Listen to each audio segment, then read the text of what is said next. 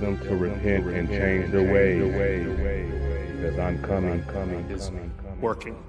Madam President, today I wanted to come down to the floor to speak very briefly about a resolution that the majority leader introduced, I believe, earlier today. This is an authorization for military force resolution that apparently purports to give the president legal authority to conduct military operations against ISIS. Before we break for the weekend, Madam President, I thought it was important to come to the floor to explain why, very briefly, to my colleagues, to explain what this resolution really is. This resolution is a total rewrite of the War Powers Clause of the United States Constitution. Let's be clear about that. It is essentially a declaration of international martial law, a sweeping transfer of military power to the president that will allow him or her to send U.S. troops almost anywhere in the world for almost any reason with absolutely no limitations.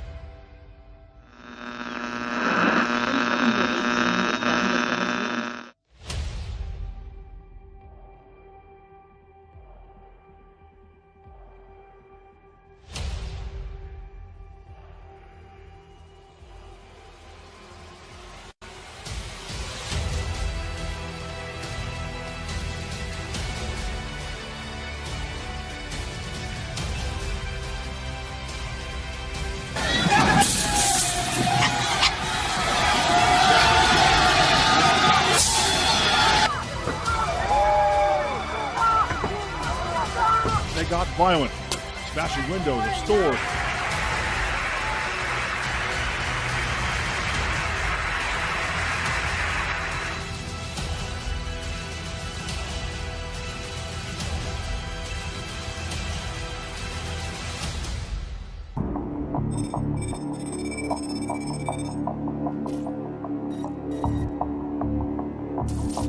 Cars inbound.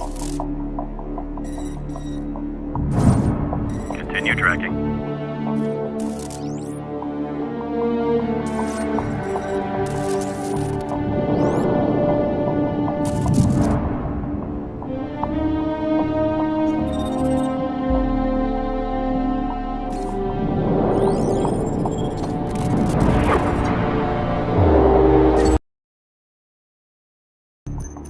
The Americans have plans for all Assad. Now, one final prophecy needs to be fulfilled before the start of World War III. We saw how Jeremiah predicted the destruction of Damascus in chapter 49, but there is one more thing he wrote about that has not happened yet. And I will kindle a fire in the wall of Damascus, and it shall consume the palaces of Ben-Hadad. Ben-Hadad is not an actual person, but a title. Just do one simple search online, and you will discover that Ben-Hadad is the ruler of Aram Damascus.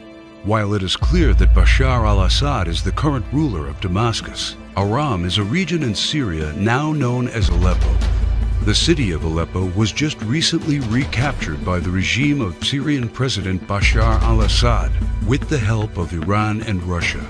And Jeremiah says that soon his palace will be burning. How does this happen? Look no further than the headlines of recent months, and you see time and time again Israel calling for the assassination of the Syrian dictator. Isaiah also writes about the end of Syria's dictator. The fortified city will disappear from Ephraim and royal power from Damascus. This is the spark that ignites World War III. The Americans have plans for all Assad. And for the international order that we have worked for generations to build. Ordinary men and women are too small-minded to govern their own affairs. That order and progress can only come when individuals surrender their rights to an all-powerful sovereign. In international news, a Hong Kong-based news magazine reported this week that suspected terrorist leader Osama bin Laden is dying of kidney failure. The reclusive bin Laden is reportedly hiding in the mountains of Afghanistan and is on a dialysis machine being peddled by two of his followers.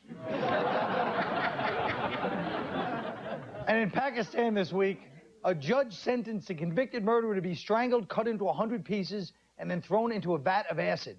And that was the plea bargain. Passengers on a commercial airline flight Thursday averted disaster when they tackled a man who attacked a pilot in the cockpit and attempted to grab the controls. Fortunately, order was restored and the aircraft was allowed to crash on its own.